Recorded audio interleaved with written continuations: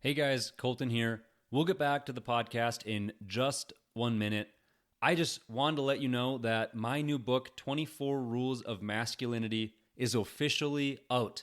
If you've been resonating with the topics we've hit on in this podcast, discipline, purpose, identity, what it means to be a man today, this book was built for you. It's a straight talking guide packed with hard lessons, biblical principles, and the kind of clarity that I think a lot of us are starving for.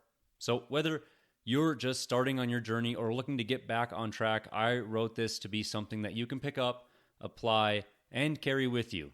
You can find the 24 Rules of Masculinity on Amazon and through the link in the description. I would love to hear what you guys think. Now, back to the episode. Welcome back to Chasing Masculinity. We're diving into another masculine essentials topic where we explore some brief but truly meaningful aspects of masculinity. In this episode of Masculine Essentials, we're going to be talking about something that I think most men overlook until it's too late. Hobbies. Not the mindless time-killing ones, but the kinds of pursuits that actually sharpen you, challenge you, and keep you moving forward. See, hobbies aren't just this extra fun that people think they are. They're actually tools for development, for sanity, and for growth. A man without hobbies starts to feel it. Life gets dull. The days are going to start to blur together. You stop noticing progress. And before you know it, years have gone by without you building anything new. But a man with hobbies, he stays sharp. He's able to stay challenged. He keeps a sense of purpose alive outside of work, outside of his other responsibilities, and even maybe outside of his family. Hobbies are where you push yourself in the ways the rest of life doesn't demand. And that's what keeps you from falling into that stagnation. So today, we're going to talk about why hobbies matter for every man and which ones I believe should honestly be non-negotiable if you want to grow in strength, discipline, and identity. All right, let's get into it.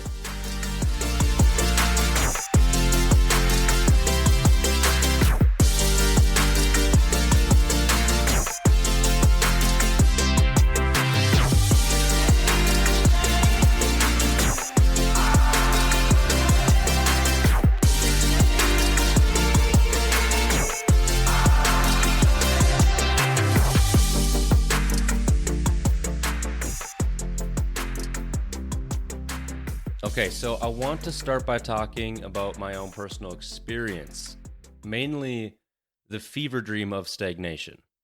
That's what it felt like to go without hobbies. It felt like I was living in a fever dream.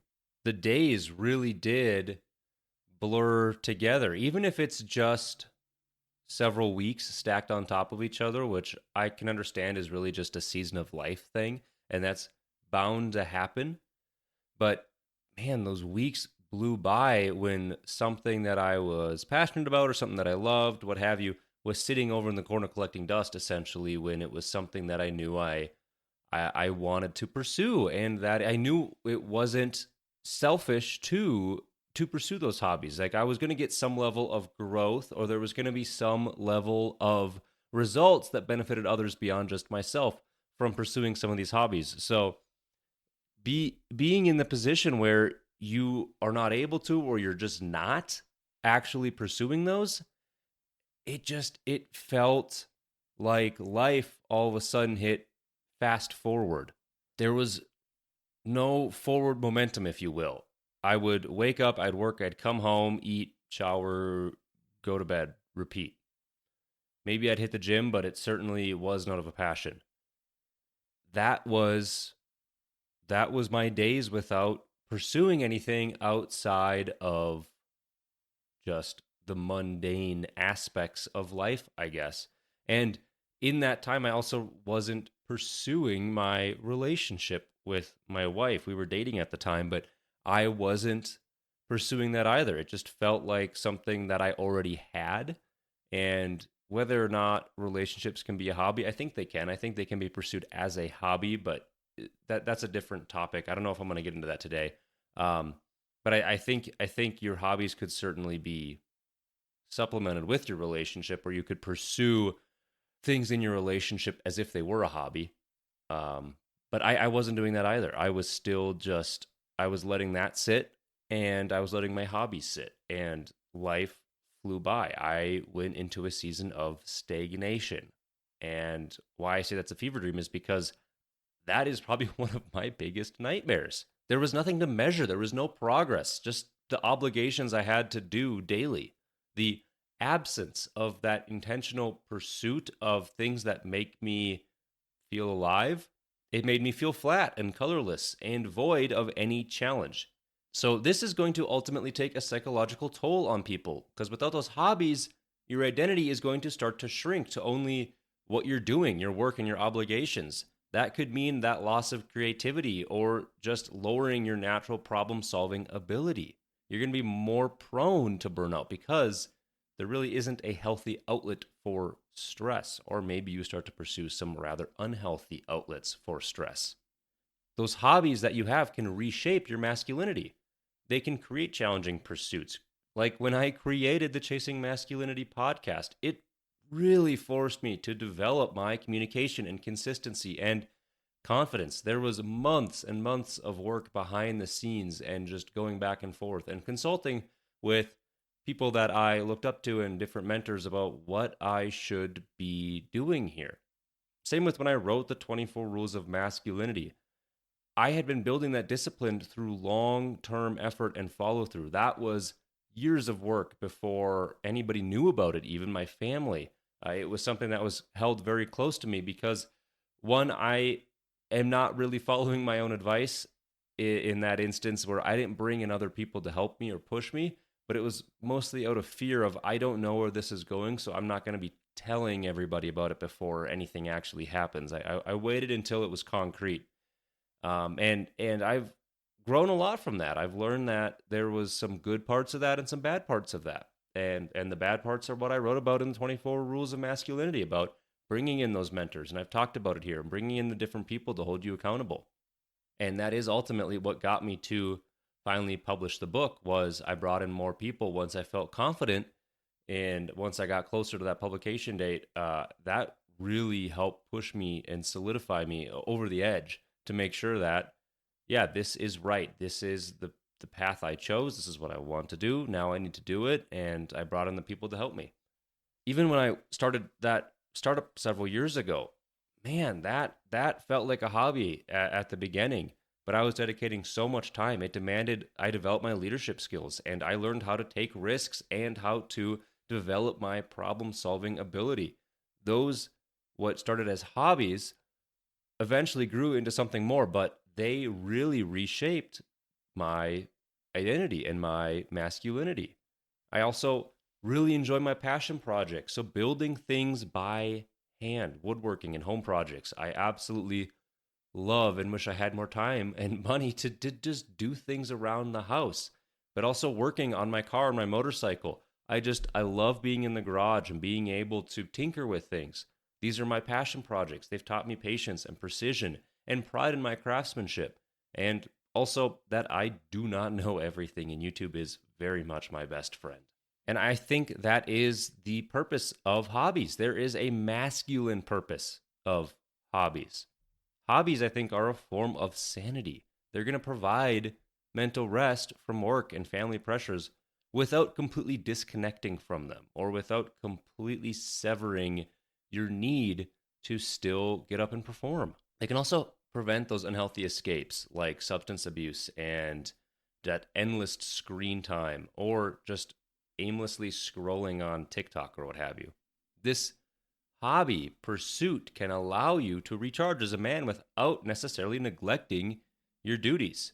But the other side of that coin isn't just this is a healthy outlet for me not to explode. They can actually give you growth, as I was talking about before, because hobbies, they have to be something that will develop you, whether that be physically, mentally, spiritually, emotionally. They should be something that stretches you outside of your comfort zone. And that doesn't mean that if it's not making the world or you a better place or better man, that it's not a good hobby. Working on my car isn't making me a better communicator. But what it is doing is it is developing skills and abilities of mine. It grows my knowledge of vehicles and motors and the mechanics behind different things. It's allowed me to start working on my own cars rather than having to be reliant on shops. So there are outlets of hobbies that maybe don't feel inherently like they're growing you in this developmental sense, but as long as they are developing your skills somehow, that's still a good hobby. And learning new hobbies is going to force you into humility and persistence in order to pick it up. Think about what developing or becoming a subject matter expert in one of your hobbies is going to do. It's going to make you stronger because you have been through the battlefield of that persistence required to develop that hobby. You are going to become a stronger, more skilled man. And that's going to make you a better husband or father or friend. Hobbies are going to also improve your patience and communication and problem solving. All of these will be valuable in your relationships. This could also inspire your children or peers to pursue their own growths or to learn with you. So I kind of alluded to it before, but there's a dichotomy of hobbies. There's the one side of the coin that is the self mastery, that is the discipline, the precision, the skill building. But then there's the other side. That's that stress relief. It's the enjoyment. It's the creativity. It's that mental refreshment. Both of these are necessary. Both of these are good. Both of these are positive attributes, but they're two sides of the hobby coin. One without the other risks burnout or just wasted time. If a hobby isn't moving you forward or bringing life to your spirit, then it might just be a distraction. Maybe it's not a hobby worth keeping if that's the case.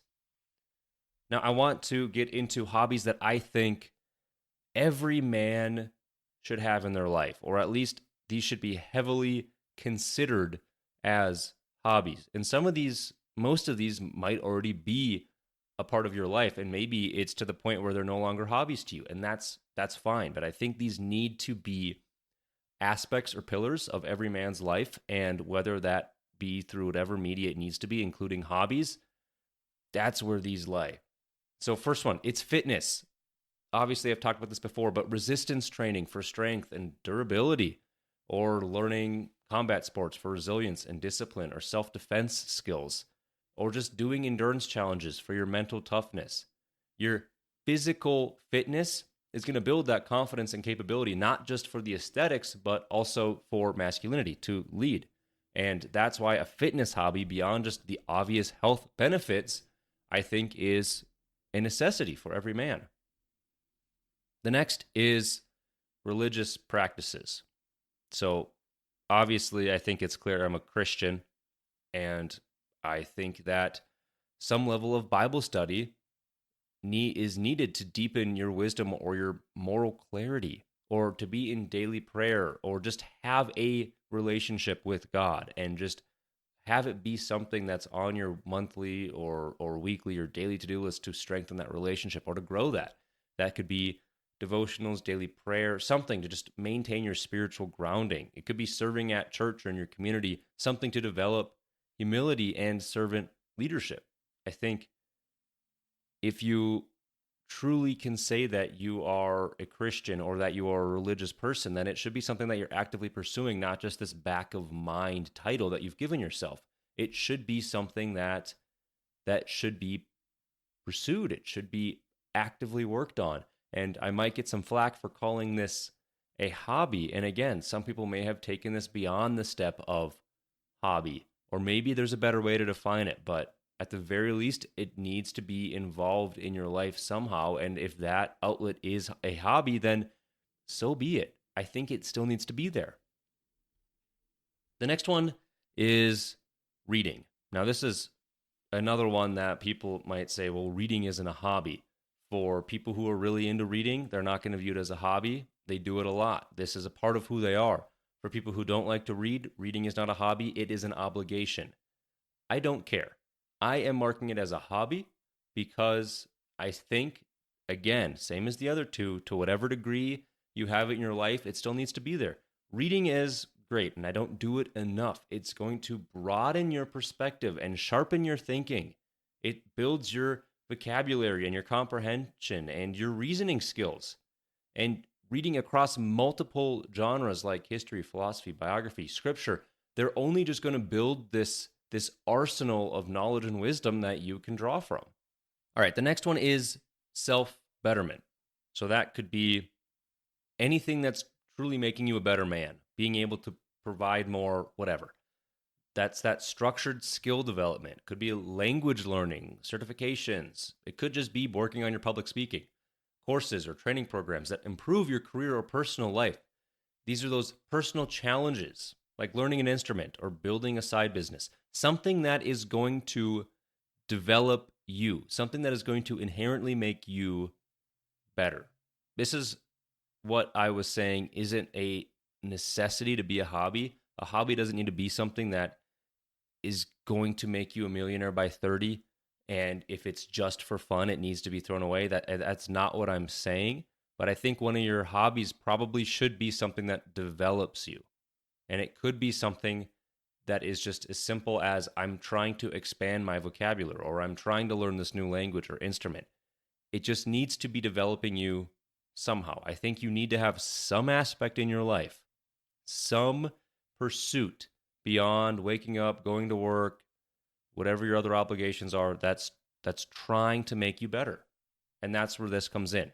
And again, if this is through the form of a hobby, then that is the avenue it needs to take. All right. The last one, the last pillar of hobbies that I think every man should heavily consider having in their life is those passion projects. Those are those hands-on things like woodworking or leathercraft or metalworking. So doing something with your hands, or working on your car or motorcycle, restoring something, learning your mechanical skill set. Or it could just be creative work like writing or photography, podcasting, filmmaking, something that is rooted in a passion of yours, but that you're doing physically. You're doing it. It can't be watching a Netflix show. I don't care if you're passionate about it. If you do something with that passion, that's different. But if it's just watching it and you're not doing something physically, you're not outputting, you're not getting a result from whatever you're doing other than just enjoyment, that's not a passion project. And the reason I have these in there is because it goes back to that other side of the coin for hobbies. That's that sanity check. That's what keeps you grounded. That's what clears that stress and emotional toil of life. But they also bring you this deep sense of satisfaction because they're done out of love, not out of this necessity to perform or to provide. So why do I think that these different areas of hobbies, that being fitness, religious practices, reading, self-betterment, and passion projects, why do I think they're not optional? Because they're maintenance for the body. They're maintenance for your mind and your soul. They're making sure that you are running properly and you're not going to hit a snag. Or when you do, you're able to get by it and that you're able to grow and develop yourself and you're not falling into this pit of stagnation. Without them, that is when a man risks becoming stagnant or narrow-minded or just emotionally unfulfilled. It doesn't matter. They're all bad. So if hobbies can be an outlet to escape that or to stave that off, why shouldn't that be pursued? So where is the balance, the time, the motivation, dropping the dead weight, if you will? Making time for hobbies is not easy. Hobbies are secondary to your primary duties, that being your duties as a husband or father, provider, or just a man of God, whatever that is. They are tertiary to your primary duties as a man. But that balance isn't static. It is a daily negotiation between responsibilities and personal growth. Every day, you may have a to-do list that you're not going to be able to check everything off of because it's a constant negotiation of what takes priority. It's a reshifting of priorities. So you can use things like time blocking to protect your hobby time without sacrificing necessarily that family or work priorities. That could be waking up earlier to train or to read, or scheduling your hobby when your family's already engaged in their own activities. There will be time, you just have to be intentional about it. And you need to avoid letting those hobbies become a form of escapism or a way to dodge responsibility. You shouldn't probably be booking a golfing trip every single weekend to avoid being at home with your wife and kids. That may be a hobby, but it is not a healthy or balanced hobby. Now, I feel like a lot of guys struggle starting a new hobby. And I think the biggest part of this is there needs to be a seed of passion. Without that, it's just going to feel like another task on the to-do list. If you are lacking motivation and you really want to pick up a hobby, but you have absolutely zero passion for it, then it's never going to feel like a hobby. It's going to be a task. And it doesn't mean you don't do it, because there are certain mantles we need to pick up. There are certain things that you know you need to do, so you just do it. Maybe reading is one of them. But if it truly is going to be a hobby, it needs to have that seed of passion. If you are lacking motivation, try attaching it to something you already enjoy or you value. That's that habit stacking that James Clear talks about. It's taking something that you already love and do and adding something that you want to learn or develop or do on top of it till they grow together, or until you have intrinsically tied those two things together and they both become positive attributes that you want to do. So start small. That momentum comes from that consistent, manageable effort of doing these things over and over. And avoid having too many hobbies at once. I've fallen into this pit a million times. I have way too many hobbies, and it's hard to pursue any of them. Or I pursue, just given my time frame and my ability to actually engage with each of them properly, I'm only hitting one of them once every few months, which then doesn't feel like a hobby. It just feels like an obligation that I haven't done this thing that I love for so long. I should probably jump back on it. And that's also important to know when to quit a hobby. When you have that loss of enjoyment and it no longer feels like a sense of progress over a long period of time, or it begins harming other areas of your life, like reducing your family time or becoming a financial burden, or just negatively affecting your health or faith, those are probably good signs that this is not working out. There's no shame in walking away from something that no longer serves you, but there is going to be shame in clinging on to it just out of ego. Sometimes quitting one hobby is the only way to go deeper into another one that may matter more. So I want you to reflect and think, what hobbies in my life push me forward and make me better? And which ones have gone stale or turned toxic or distracted me from my responsibilities? Are you pursuing hobbies that make you more capable, or just ones that waste time? So, weekly challenge. If you don't have hobbies, start one, and start one in each of those core categories, or start in one category and just keep building over time and start doing that habit stacking. So that's fitness, growing your religious practice, reading, self-betterment, and finding some passion project.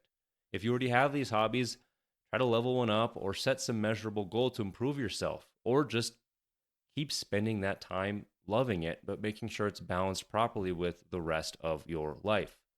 It is easy to brush off hobbies as something you do when you have that, quote, extra time.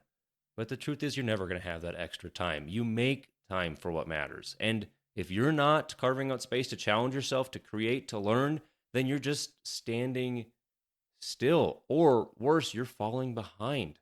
Hobbies are not a distraction from your duties. They are a part of how to fulfill them. They keep your body sharp, your mind active, and your spirit anchored. They keep you from becoming a man who's just going to be going through the motions, counting down the days, letting life happen to him. Because a man who invests in his own growth isn't just better for himself, he's better for everyone who depends on him. So thank you guys for tuning in. Until next time, keep chasing masculinity.